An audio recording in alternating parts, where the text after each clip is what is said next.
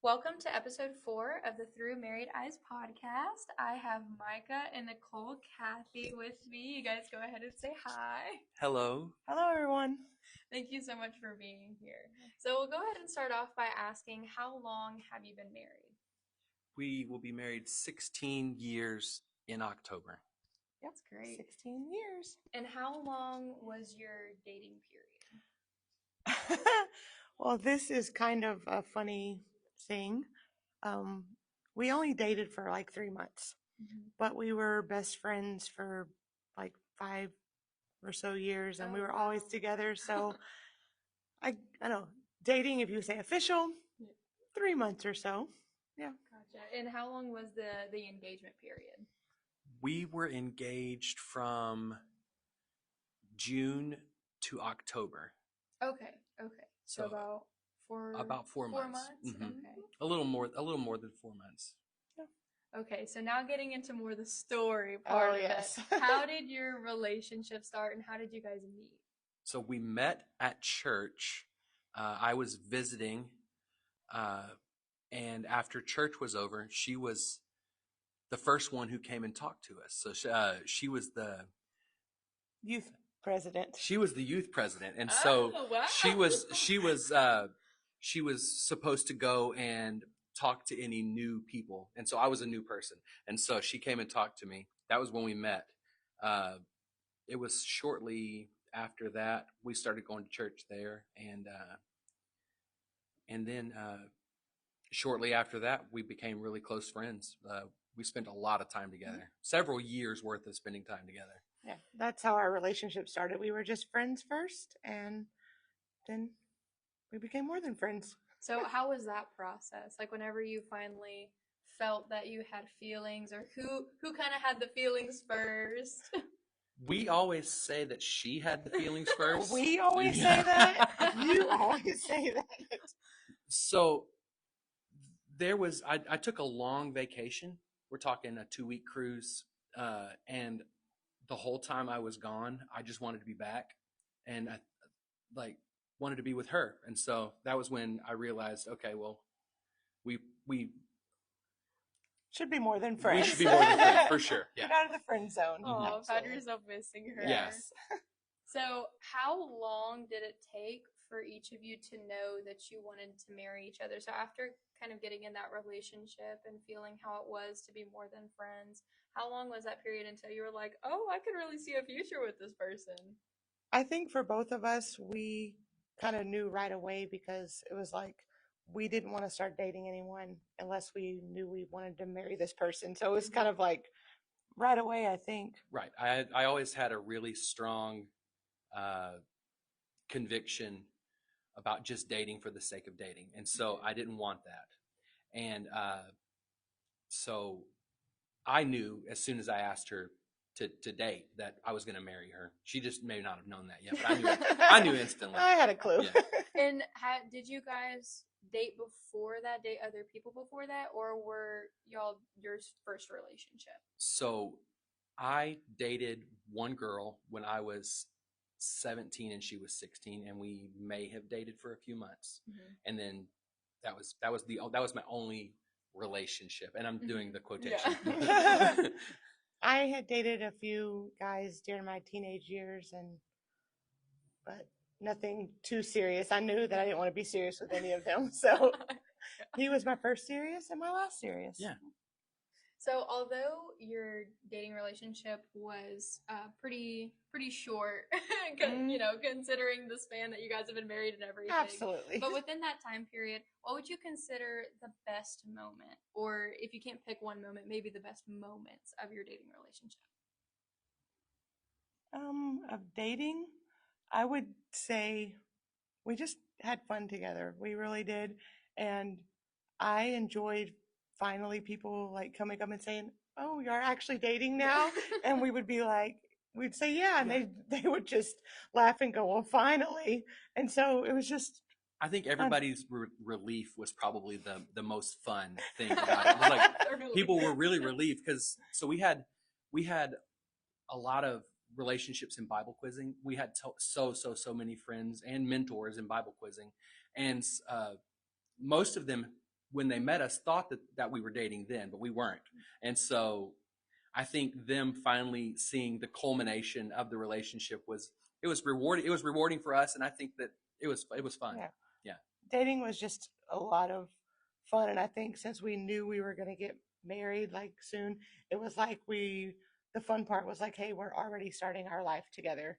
Like we know that we're getting married, and so I think a lot of fun was just the anticipation of a life together. Yeah, So. no stress. No Yeah. stress. Yeah, absolutely not. Yeah, that's awesome. So, did you have a worst moment of the dating? Like, was it all good, or was there like sometimes or some moments where there were some things that was like, oh man, this is hard. So we discussed that today, and we were in euphoria, and so I don't remember there being anything awful. And so like I said, we knew each other really, really well. We had gone on vacations together, family vacations together and stuff like that. And so, and I traveled a lot with them with Bible quizzing. And so it's like, we already knew each other so well. And I think some of the early bickering, we kind of got out of the way before we even started dating. So we didn't date long enough to have any worst moments. There was that too. So would you say that you kind of got the quote unquote fights out of the way before you even dated, or was that more like once you were past that infatuation stage and once you were actually married, that's whenever you were experiencing those things? So we have never like had a ton of arguments, a ton of bickering. Usually for us, it's just a culmination of like lots of little things that happen, and then we'll have one big argument at some point, but we never just like bickered and fought constantly about little things. So we laugh a lot together, and so we make each other laugh a lot. And so when you laugh together, it's really hard to fight because then you're like, I'll say something stupid or she'll say something stupid, and we'll both just like, whoa, okay, back to reality, and we can laugh again. So even to this day, we don't fight that often. Yeah. So what would you say that there were distinctions that you were able to make between your spouse and the people that you either dated in the past or you might even just been interested in the past? What made your spouse extra special? I will say for me, I dated a few guys during my teenage years, and the biggest difference in Micah and them is his walk with God and like the commitment to living for God. He was serious about it, and just willingness to serve in the church and the kingdom. The biggest difference is his walk with God. I would say that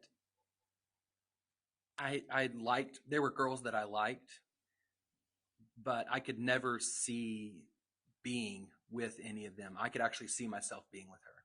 And so like when you think of, you look forward to your future. I could actually see a future. And so I think before it was just like, oh wow, they're really nice. They're really cute. They're like, this could be fun, but like there was no future. And so I would say I saw a future with her. That's so sweet. So how did you prepare for marriage before being with your spouse and before meeting them? Or, well, I know that you guys had known each other a lot, but yeah, we were kids. Yeah, well, just not a in kid, that, in teenager. preparation, because, you wanted to get married at some point. Yes. So as a young teenager, I had made the choice that I was not going to date someone that went to my church because I had seen so many nasty breakups between teenagers, and then they had to go to church with that person. It's like my family was not changing churches because I had a breakup. And it's like, I don't want to deal with that. And so I had always decided that if I was going to date someone in my church, this was going to be the person that I was going to marry, because I'm not going to let a dating relationship remove me from my church or remove me from my experience with God. And so I think that was my preparation, because I had already mentally prepared, hey, don't look for love in your church personally. And I know not everybody's going to feel that way, but that was me personally. And so I think in my early teen years, I had already made that mental preparation. I think for me was just looking at examples of couples that I admired and respected and looked up to and saw kind of what they did in their marriage. And then, of course, prayer. My pastor was always like, your future starts as a teenager. You start praying now for your future spouse. Start praying for yourself that you can be the spouse that your future spouse will need. And so I think a lot of prayer and just watching people that you could model yourself after. Yeah, absolutely. And this is kind of off topic, but I just thought of it, and I kind of want to start asking this question a lot more we're when the doing interviews. first I guinea know that pigs. the first was this question because, like, I'm somebody I love love. A big reason why I'm doing this is because not only do I want to help people, but I love love stories and all of that.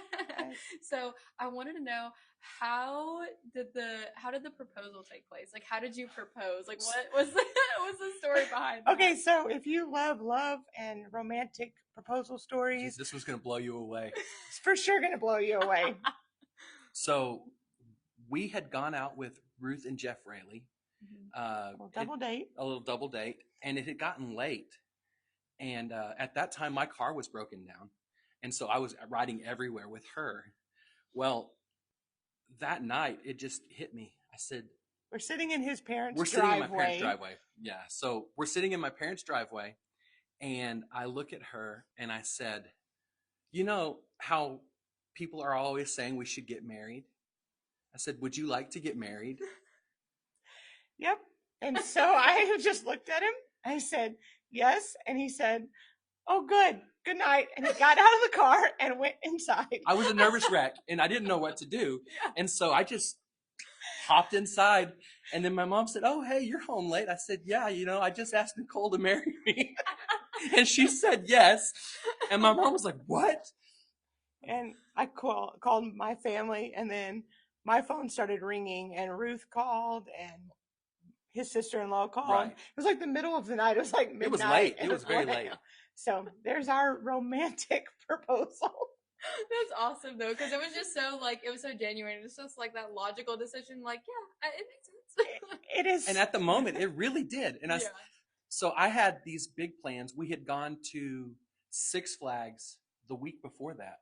Mm-hmm. Her sisters and us all went to Six Flags together, and I was going to do it there. And it on a roller coaster. Oh, and it just never happened. And I said, you know what? I better just do it. I'm just going to pull the Band-Aid off, kind of thing. And it of course, you can tell it worked out. Yeah. It was so him. So it was endearing, I guess. Oh, that's awesome. So how would you say that your daily walk with God has affected your relationship from the very beginning to now? And I want to also include your friendship, the culmination of that friendship. How has your walk with God affected it from the time that you met each other to where you are today? I would say that pretty much everything is built on our walks with God. We wouldn't have met each other, obviously, if we both hadn't been going to church. And most of the stuff that we did while we were developing our friendship was just built around church and the things of God. A lot of our conversations to start with revolved around God and church and things like that. So I'll say our walk with God is pretty much the foundation and premise of the whole relationship. We wouldn't be here. Right. Yeah, that was how we met, was our walk with God. We've talked about Bible quizzing. I was a coach. Her sisters were quizzers. She was a coach. She quizzed also. So for several years, our relationship was Bible quizzing based. Mm-hmm. And so we spent so much time studying the Word of God, all of us together. Mm-hmm. And it just worked. And because of our walk with God. And still to this day, every decision that we make as a family is because of our walk with God. And I hope it continues that way, because we want our entire family and our entire relationship built on the foundation of that Bible-based belief and that our faith. Yeah. And how has that grown from whenever you're just in a friendship and dating relationship to when you get married? How did it go from just you and your individual walk to walking together and growing together? So praying together changes when you get married, because now you're not just praying for your friend or for your girlfriend, you're praying for your spouse. For one, basically, because the Bible says that you become now you're one. And so the way you pray changes. When you take those vows that say till death do us part, it changes your prayer. It changes the way you pray for each other. And we figured that out really fast, that now we are one, and our prayers are combined. And I will say that that's one thing that people probably don't tell you before you get married, but praying with each other can sometimes be really, really awkward. Oh, absolutely. It can be very awkward because you're used to praying by yourself alone, and you're praying for your desires and, obviously what God wants. But once you're together and you're trying to pray together, of course, you're listening to what each other are saying. And sometimes it can be really awkward. But when you will push back past that awkwardness and you begin to pray, like you begin to pray in the Spirit, begin to pray together, there's just something powerful about getting on the same page and praying like that. And so I will say that prayer has changed a lot over the years, because then after that, you're praying for your future, you're praying for your children. And now you're praying with your children too. So it's just something, our walk with God and our prayer life as we've, gotten older in different stages of life has changed. And it's just gotten more powerful and more steady. Deeper. Yeah, absolutely. Deeper. And something that kind of goes hand in hand with that is also ministry. And for those who are listening right now, these are the leaders of the Sunday school department here at our home church and in Porter. And whenever talking about ministry, I know that that also affects a marriage a lot, and your relationship together that can affect your ministry. They kind of go hand in hand. And so how have you gone through ministry together, and maybe what challenges have you also faced? So I will say this, my entire ministry as a younger person before marriage was all about music. That was my thing, I never once really thought about teaching Sunday school, working in Sunday school, or working in children's ministry. Not really, other than knowing that it was fun and I enjoyed doing it before. But it was not something that I thought about. But then after marriage and her zeal, like I will say she's zealous about children's ministry, and that fire, because you become one, that fire, it transferred, and my ministry changed because of it. I will say that we decided pretty early on that our ministries we would work together in multiple capacities. So, like he said, when we got married, he was music, played drums, sang, worship led, all that stuff. And I had always done children's ministry. It's my heart, my passion. But I also did sing, and we had decided pretty early on, like, your ministry is going to be my ministry. If I don't do the things that you do, I will be there to support, and we will do things together. So that's how it kind of first started with him for children's ministry. Right, because I thought, okay, well, I will help her set up VBS. I will help her tear down VBS. I will help her in her Sunday school if she needs it. But I never really thought I was going to be actually performing with it. And then next thing you know, I have a fire for children's ministry that I never realized I would have, or even thought I would have.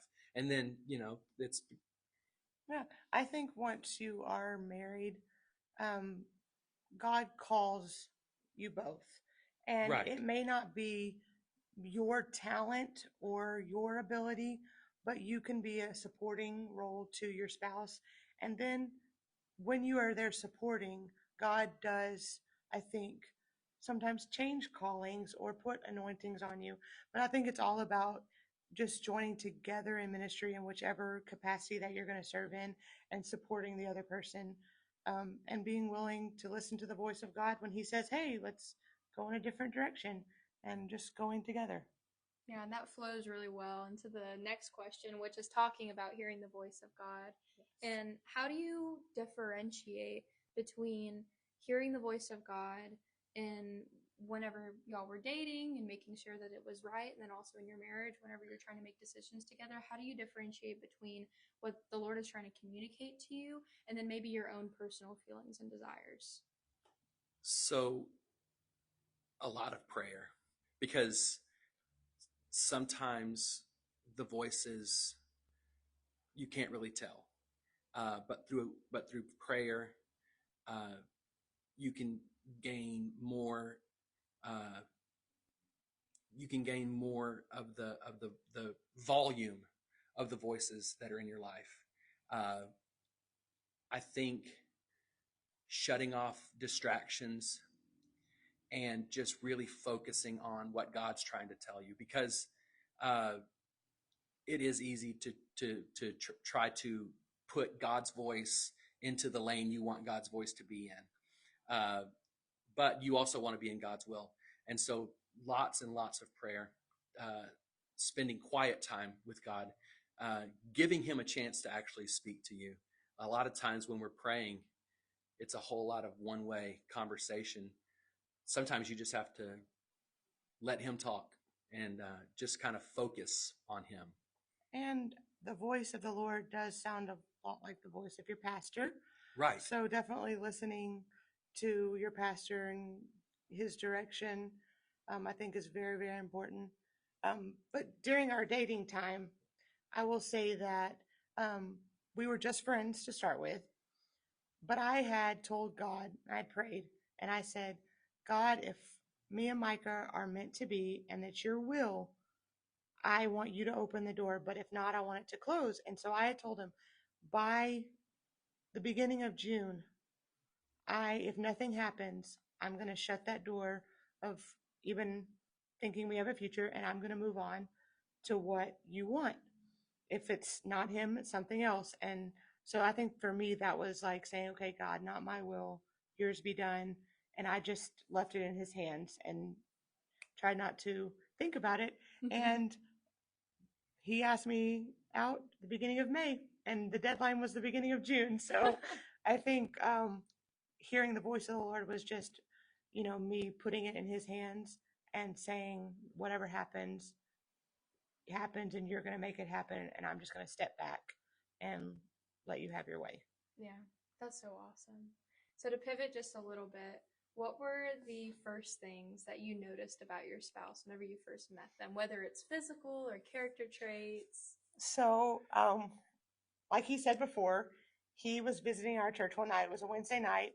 I was 14. He was 18. So I was the youth president, and it was not like, oh man, he's so cute, anything like that. I was 14 years old. So I was just doing my, welcoming everybody. But I did notice he had a green letter jacket on from his school. I remember that. And he had a big smile on his face. And he was very friendly. So I think, and he still has that smile. And then, a couple services later, after they started going to church there, he sang, and I noticed that. Yeah, well, I mean, how could we not? Anytime we hear Brother Micah sing, beautiful. Thank you.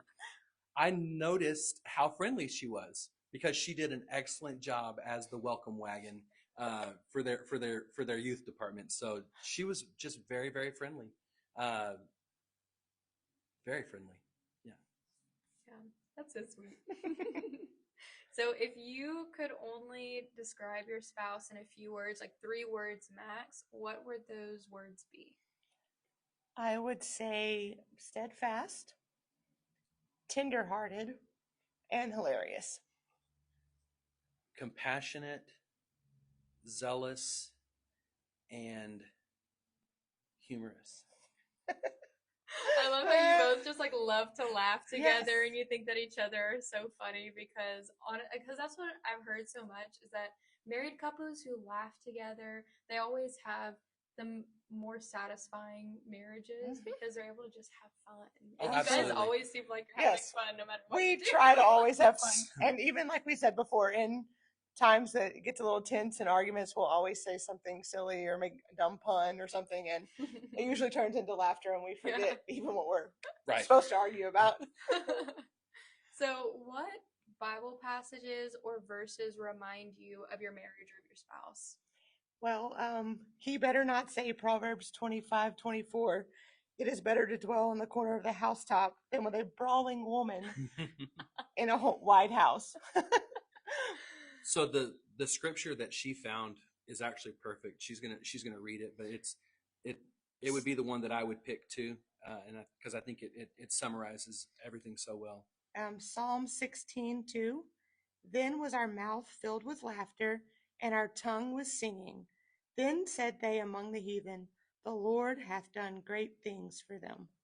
So we're full of laughter. God's given us that, and we're thankful. We're always singing, always having a good time. And then the Lord has done great things for us, for our Yes. family, for our marriage. Almost like And it was so- perfectly written for Perfectly, you guys. absolutely. Absolutely.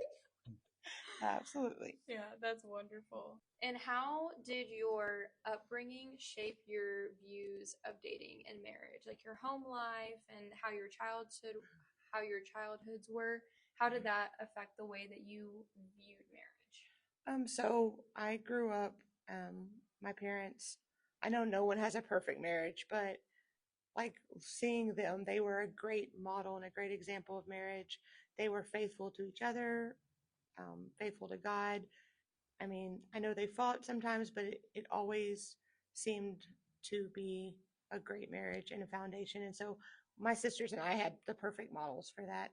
And then I grew up in a church where we had lots of strong couples, strong married couples that I could look at and notice. And then some of them, they even got divorced and had problems and things like that. And so one of the things for me was looking at them and saying, what happened, what went wrong, and like how can I prevent that from happening within my own marriage. So I think I had a good example of what to do and a good example of saying, okay, God, help me not to follow in the path of some of these people who appeared to have strong marriages. And so I think I had always hoped that I would be the person who would learn by seeing what other people do and not actually having to make those mistakes myself. And so we talked about it earlier, my upbringing in church and seeing dating couples and things like that in church that broke up and the strife that it caused, the pain that it caused, I would say that I avoided it for almost for that reason because I didn't want to have that in my life. So that decision was pretty easy for me because I didn't need to date. I saw a lot of people around me just do things because they thought that was the thing that somebody their age needed to do. I saw people start dating just because they were 13 or 14 and they said, oh, I need to because I'm 13 or 14. I need to date someone. Or I'm 18, so I need to go party. Or anything of that nature. So I said, I don't want to do anything just because society or in myself that somebody my age has to do that. I saw the mistakes that my parents had. I saw the mistakes that my brother had. And like I said, I want to be the kind of person who learns from other people's mistakes. And so I wanted to be careful. And I tried to be really careful. And I think I succeeded in being careful because of where we are now. But the biggest thing was that I didn't want to mess up anything. And so I was careful. Yeah. And that was because of how I was brought up. My dad wanted me to learn from other people's mistakes. He said, I don't want it to happen to you. So he told me lots of stories. He told me what happened when he drank, when he did drugs. He told me about all that stuff. And so it shaped and put me down hopefully the right path. I feel like it has. Yeah, and I'm so glad that you mentioned you not just going along with what you felt like somebody your age should do, because sometimes we talk about peer pressure a lot, Right. but sometimes it's not even peer pressure. It's just you get to a certain age and it's like, okay, well, this is how old I am now, so this means Right. this is how I have to Absolutely. live. And especially, I will say that in the apostolic church, Mm-hmm. you know, it's not like a preach thing or thing like that, but we just see it in, you know, we get to a certain age, we join the hyphen group, and it's like, okay, you're in the hyphen group now, you have to do X, Y, and Z. It's time to start looking for your spouse. You have to get married at, you know, a young age because that's just what we all do. And, you know, God may have something different, a different path, and you don't have to do it just because you think it's expected of you. Yeah, absolutely. Absolutely. Did you have mentors during your dating relationship and during, your early marriage? And if so, how did they help shape your outcome? We were surrounded by really great mentors. We were talking about it today. He actually was the one who said the prayer over our marriage at our wedding. Brother and Sister Strawn from Hillsboro, and they were very important. Strength to us. Yeah, they were. And so we were surrounded in our home church. We were surrounded by older couples that we looked up to. Like we said, brother and Sister Ashford, the Clarks, The Central. the Centrals. We were surrounded by older couples who were cemented in the gospel, and they were cemented in their marriages. And those were the people we tried to spend time with. We were the odd ones that were going out to dinner with the older folks, because you can learn so much from them. And then a lot of times, just a little life hack, they would buy dinner for you too. So. That's not why we did it. No, that is not why we did it. It just worked out that way. Yes. You reap some of the benefits. Yes. Absolutely. Yeah, some of our greatest mentors, besides our pastor growing up and getting into marriage and dating and all that, were older couples, elders. We just loved being with them. Like he said, they were grounded in their marriage and in the gospel, and they had so much wisdom. And so we really tried to glean as much as we could from the Absolutely. elder couples in our lives. And it's wonderful because it seems like you guys are definitely people who love to learn, who love to grow and to just acquire as much knowledge and wisdom as you can. Absolutely. I think so. We try, at least. That's been my goal. Yeah.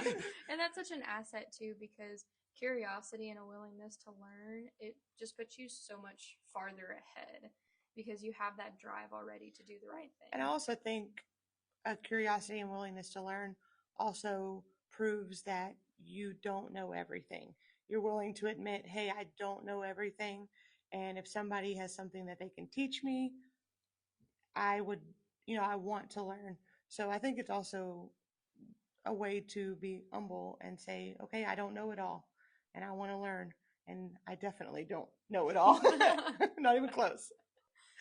So what role has in-laws played in your marriage, and how has it affected it, whether positively or negatively? For me, my in-laws are excellent. They've helped support. They've been there. Actually, our in-laws watch our kids every day that we work, or my in-laws watch our kids every day that we work. And so, they've been huge. They were pivotal in me getting into Bible quizzing, which was where our relationship was built. Her mother invited me to come to Bible quiz, and she said, "Hey, do you want to help coach?" I said, "Absolutely." And that was really when we started hanging out even more than what we were before, because of Bible quizzing and because of her mother. They played a huge role on my end, and they've been nothing but great. Yeah, both of our sets of parents, his parents have been supportive, have helped us along the way. Absolutely. Both of our families, like any other family, we have, things we don't agree on, obviously. And sometimes there are things that we've butted heads about, but um, you just have to be willing to talk about it and communicate. And I think going into a marriage, you need to talk to each other and explain like what you want with your family and what you want with your life. And you need to be willing to go to your parents and say, hey, I know that, I'm your kid. I'm married now. This is how me and my family want to do things. But also include your family, include your in laws, include your parents, because it is such a blessing to have. Absolutely. It's such a blessing to have involved parents. And then when they become grandparents who are Right. involved, it's you want to have your own family, but also include them. And if there is an issue, be willing to go to your spouse and say, hey, this is going on. I think we need to talk about this. And can we talk to your parents about this? Right. But I think communication is key. The thing that this is another little life hack. You are when you get married, you are marrying her whole family His whole family. and his whole family, because everything you end up doing is shaped by each other's families. Because I was raised different. We're both apostolic, but our households were very different. Absolutely. And so it's so important to build a relationship with the family as well, because her family is one of the most important things to her. My family is one of the most important things to me. And when your marriage works, both of your family should be as important to both of you, and the way they feel. We've talked about it before. I want my kids to love us when we're older, and I want them to spend time with us when we're older too. When they move out, I still want to see them. And so we make it a point to see my parents at least once a week. And so, because I want my kids to do that when I'm their age. And if I teach them now that it's important to be with your family, Absolutely. then maybe when we're older, they will see that and do the same thing, because they say to raise up in a child in the way they should go. And I definitely don't want to be. You don't want them to go I don't away? I don't want them to go away, because I want them to see how important those relationships are. And plus, when you're older, you need the companionship. And so I definitely want that for us when we're older too. Yeah, absolutely. So, how would you say your financial situation over the years has affected your relationship? And is that something that you talked about when you were dating, or did that more so come into the picture whenever you were married? So I think it's something that we should have talked more about before we got Absolutely. married. Um, but I will say that, early on we had struggles, Yes. but we learned to be resourceful. We learned to depend on each other, and we learned from mistakes that we did Oh, make. absolutely. Some of our irresponsibilities when we were younger uh, affected us when we were early married. And so, what our former financial situation taught us is that we can be very, very grateful for where God has brought us to. And so, every day that we still have money in the bank between paychecks is amazing. And so, especially when sometimes when we were younger married, it wasn't there. And so we're very grateful for where we are. And I think that's our financial situation as a younger married couple has given us that spirit of gratitude now. Absolutely.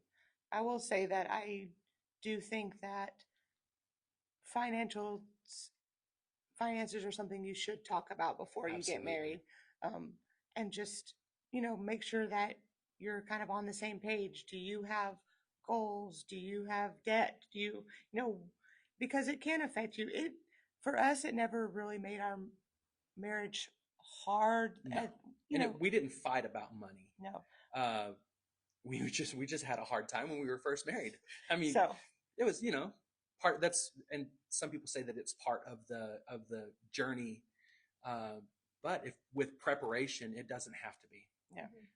I will say that you can actually 100% prepare for marriage by being prepared with your finances. Yes. Tithing. Always tithe. Always tithe. God will bless you. That's another life hack. Absolutely. Absolutely.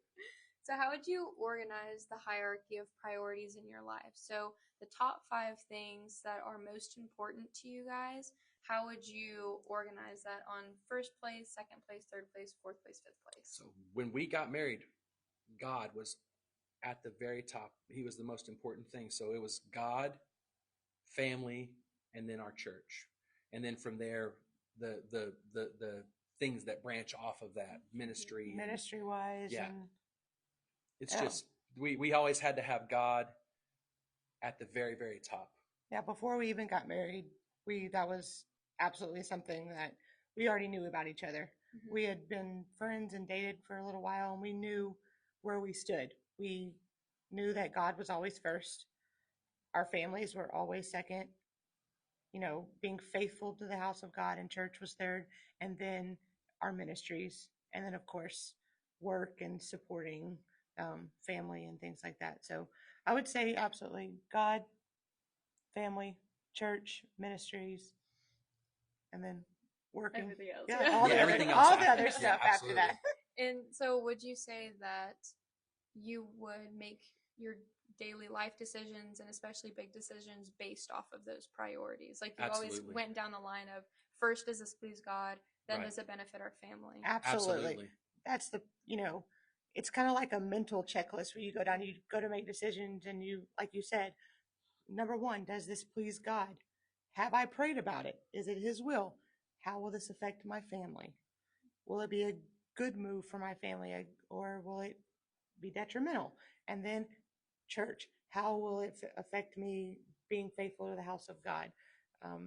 Then of course ministries and things like that after that. But you go down that mental checklist and you even talk about it. Just number one is always God, and then you have to definitely consider your family. Absolutely. So I know we talked a little bit about it before, but how would you handle your arguments and disagreements? And then the next question kind of also talks about this, is how has forgiveness played a role in your marriage? So disagreements always, like we said before, is always the joke. We always go Right. for the punchline, the saying that says make them laugh. It's always make them laugh because Right. it always diffuses any situation. Obviously, there are times when we have to be serious and really Right. discuss it head on. I, over the years, have gotten better about this, but I used to was not a let's talk about it sort of thing. She would clam up. I would just clam really up. I bad, wouldn't want yeah. to talk about it. And so as we've been married longer, I have had to come out of that clam and realize that we need to talk about it after we've made the joke, though. Yes, absolutely. There is a barrier that would go up, and I was the kind of guy that I don't want the barrier. Oh, I will pry until the barrier comes down, and every time I would pry, she would just get grumpier and grumpier and grumpier. make And it so worse. I would be making it worse, of course, because I'm like, well, if we don't talk, I'm the person that wants to talk it out. If we don't talk about it, you're just going to be mad, and we have to talk about it. Mm-hmm. And so over the years, she has come to my way of thinking on that part. No, we've compromised. Yeah. We have, yes. That's what I was going to ask. Absolutely. It is, how have you met in the middle? We've absolutely yes. met in the middle. So I know to give her time. Give me space. Absolutely. And she knows that I want to know what's going on. And so she will say, yes, something is wrong, and just wait. Just give me a little bit. So it's definitely compromise. Absolutely. Yes. Yeah. And about forgiveness, how has that played a role? So I think for me, one of the biggest things of forgiveness in our marriage is learning to forgive yourself. When things happen in your marriage and you either don't get along or you make a mistake, for me, it's always been like hard, and I'm hard on myself, and I'm like, well, how could he forgive me because I did such and such, or, whatever the situation was. And so I think in marriage, one of the biggest things is forgiving yourself, because you are going to make mistakes. You are not going to be the best wife every single day. You're going to burn the spaghetti, you know, and you've just got to learn to, of course, ask for their forgiveness if you do make a mistake, but then forgive yourself and, you know that you aren't going to bet 1,000 all the time, and you got to show yourself some grace. I think that the person you love the most should be the easiest person to forgive, right? And I think that if that person that you love the most loves you the most, then it should be the easiest thing for them to forgive you as well. And so if you talk about it, get open, and put it on the table, it should be really, really easy to forgive that person. But on the same token, the person you love the most can hurt you the most. And so it's a very fine line to walk. But you should be able to walk that fine line. If you love that person, you won't want to hurt them. And so, and I think that's where it comes in to say, I need to be able to forgive myself, because sometimes the person you love the most is the one that can hurt you easiest. And so, and Brother McCoy has said this before, like, the person you love the most is the one who has the most ammunition against you. And you just have to pull back and say, I will not use that ammunition against you because I love you. Right. And even though we're having an argument, even though we're in the middle of the war, so to speak, not using that ammunition should be one of your top priorities. And then if you can say, I'm sorry, and the other person can say, I'm sorry, you should be able to work that out.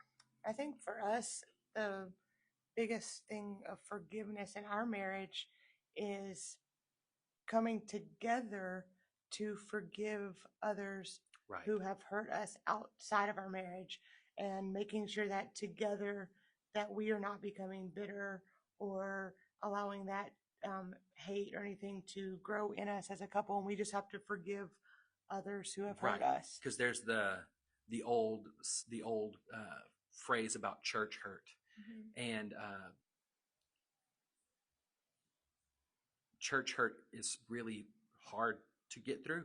And so doing it together is really, really, really important, because you have to make a decision that says, we are not going to hold that grudge anymore. We are not going to backslide into talking about those situations ever again. Those are over. And it's forgiven. And also, it's being there for the other person when they take it harder than you, or they're more hurt than you, and they have a tendency to only think of it negatively all the time, or they harp on it, they dwell on it. You being that other person to say, hey, I know this hurt, and I know that you're struggling with it, but trying to be the sound voice and a voice of reason, and saying, I know you're hurt, but let's not let this, germinate and grow. We need to forgive. And there are times when you have those environmental triggers. You see something, hear something, smell something, walk in a place, and you instantly go back to the hurt. And I think it's also noticing those triggers in your spouse and just being there for them. Like, you walk in a place and you notice that they're upset, just, going over, grabbing their hand, smiling at them to let them know, hey, I know that this has been a sore spot, and I know something's bothering you right now, but we've forgiven, and let's keep going together. Yeah, we're past it. Yeah. Absolutely. So when hard things like that have happened in your life, how have you helped keep each other accountable to kind of how you were talking about not staying bitter and being able to talk to that person about those things, but even like whenever, your spouse says, I really want to work on this about myself, or this is an area that I want to grow in. How are you able to have that balance of being an encourager and kind of holding them accountable to that, but also not overstepping and allowing them to do what they need to do. And being that naggy, typical wife. I think it's also when they come to you, when your spouse comes to you and they say, I need to work on this about myself, they have been open with you and vulnerable. So you need to respect that and you need to take it seriously. I know sometimes when people say, I need to work on this about myself, you tend to, you're like, oh yeah, you do. Or, you like make, Right. but you need to be respectful and say, well, I'm very glad that you see this and I'm here to support you in any way. And if you need me, whatever you need from me, I'm here. And like you said, don't, overstep and be pushy all the time about it, but just let them know that you are there to help them however they need you to be there. Yeah, as a married couple, you hear the term partners. Well, you are, and you're partners in those things too, because you need to help that person grow. There would be times where you feel alone. Well, you don't have to worry about that because there's somebody with you. There's somebody standing with you. There's somebody praying with you, because you're one. That means that their struggle is your struggle, and together as accountability partners, you can help each other through each of those situations. But just being supportive. Being supportive, like a column. They can lean on you. You can lean on them, because it's a partnership for sure. Yeah, like I said earlier, I think also not discounting or underplaying what they have come to you about.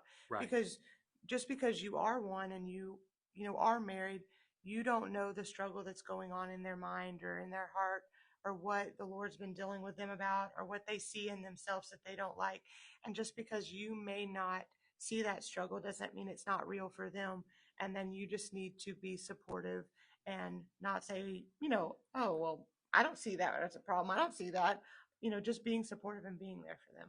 Right, because one of the worst things you could probably do in that situation is to downgrade the situation for them, because if I am willing to come to you and say, hey, this is a problem that I'm having, I need you to say, okay, you see that about yourself, then there must be a problem. Otherwise, you wouldn't be telling me about it right now. Absolutely. And so I don't need you to tell me that it's not a problem. I need you to work with me. Yeah, because downplaying it could then say, okay, well, I don't feel comfortable being vulnerable with you. Absolutely. Yeah. And so it shuts off that channel of communication. And it really is an honor for someone to come to you and open up like that. And so I think that you need to take it very seriously when they do. Yeah, absolutely. So were there any unhealthy habits that needed to be broken in order to have a successful dating relationship or marriage? Anything at all that you knew that you had to work on in yourself or as a couple in order to, have that success that you were wanting to achieve? So I was 25 when we got married. 26. 26. No, 25. I was 25 when we got married. So I had gotten into a habit of needing a lot of alone time.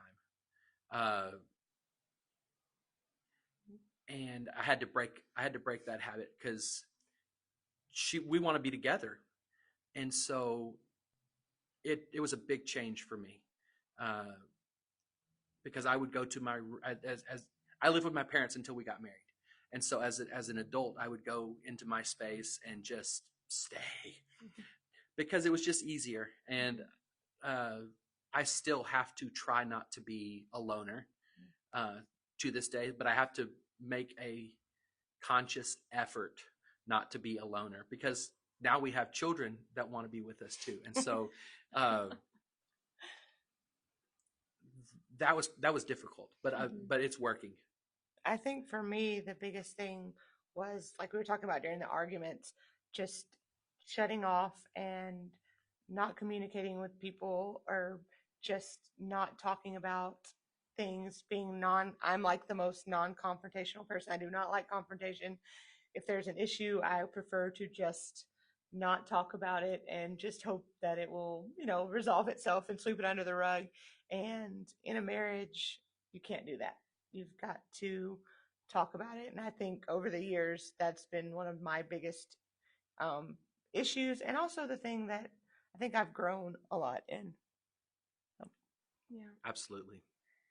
So, how have boundaries from the very beginning impacted your relationship, especially whenever you're dating? Of course, there's the physical boundaries, but not just talking about that, but additionally, emotional boundaries, mental boundaries. And then, how do those change as you get married? So we were incredibly careful about all of that, especially the physical, like you said, the physical portion. We were very, very careful with that. We were never, hardly ever alone. Uh, and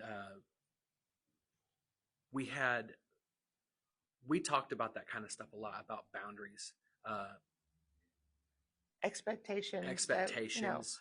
and we knew where we both stood, of course, in the physical things. And so we've never really had an issue with anything like that. Mm-mm. I think boundaries for us is more about Time. our time boundaries. Yeah. Like, we have to do this. We need to set this time aside. We, we need to prioritize our time and have boundaries set on how we spend that time. We married each other as procrastinators, and so our time management is not always there, and so we have to set boundaries for time, because otherwise things will just be left undone. And another thing, boundary wise, we have to set boundaries for outside people speaking into Yes. our family and our relationship. And we had to very early on. We learned this very, very early on We had with some to very awkward confrontations. So we had to say, to us together, not in front of people, us together, we had to talk about, you know, this is our family, this is our marriage. Who are we going to allow to speak into it? And whose voices are we going to just not let influence us? Right. Mm-hmm. Yeah. So, the very last question, and this is the one that appeals most to the book that I'm writing and just the focal point of everything that is the main goal of this, which is what advice would you give to those who are single and serious about having a successful future marriage? My advice would be, and I said it earlier, don't date for the sake of dating. Uh, if you want to go out and have fun with people, do that.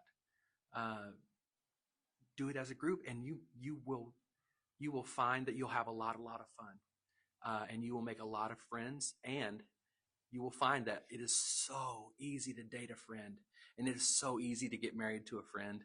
And then you'll find that when you're really, really good friends with the person you married, it makes marriage so much easier. So don't just date because you think you have to date. I will say, obviously, prayer is the number one. Prayer, seeking after God. Mm-hmm. God, what is your will? Not my own. But also think that obviously, if you're single and you want to get married, that's a goal and that's what you're looking forward Yes. to.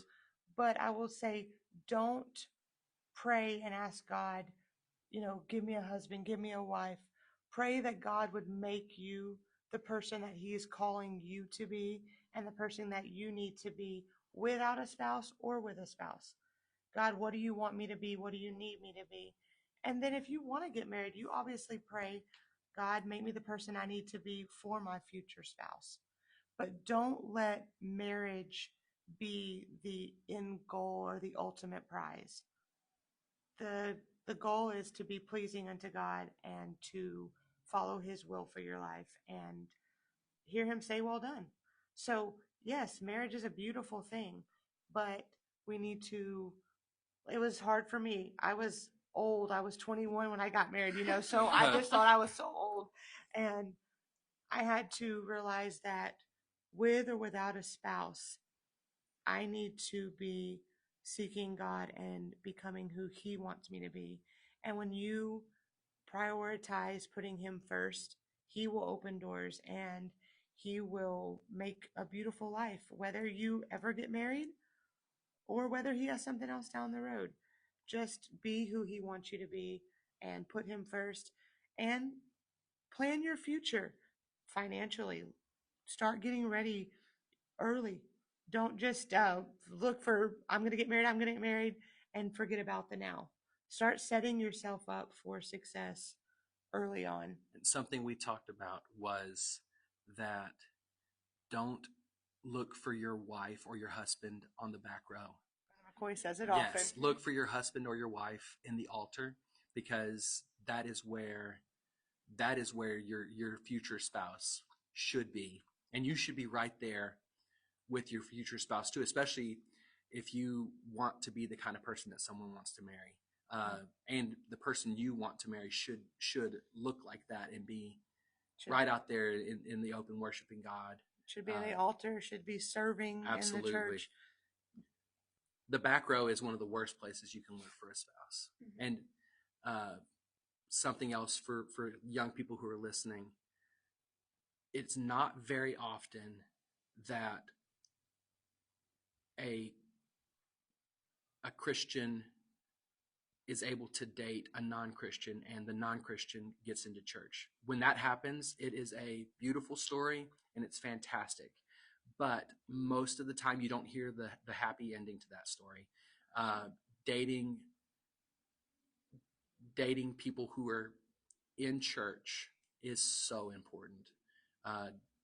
You don't want to unequally yoke yourselves together. The Bible's very clear about that. And finding your spouse in church is top notch. I'll just tell you that.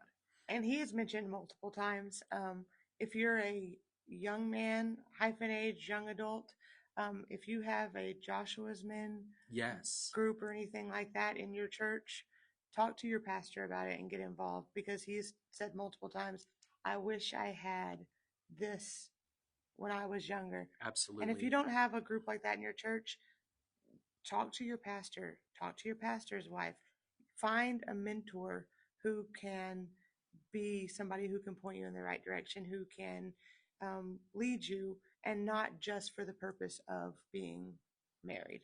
And can I say one more thing? Absolutely.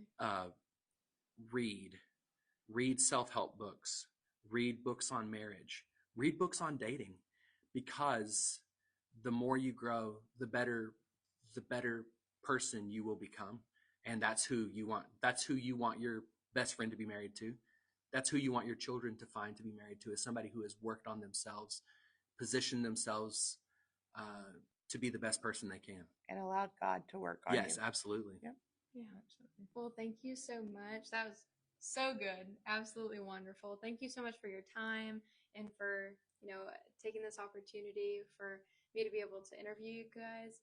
This concludes the interview. So thank you to everybody who is listening, and we'll see you next time. Thank you so much. Glad to be here.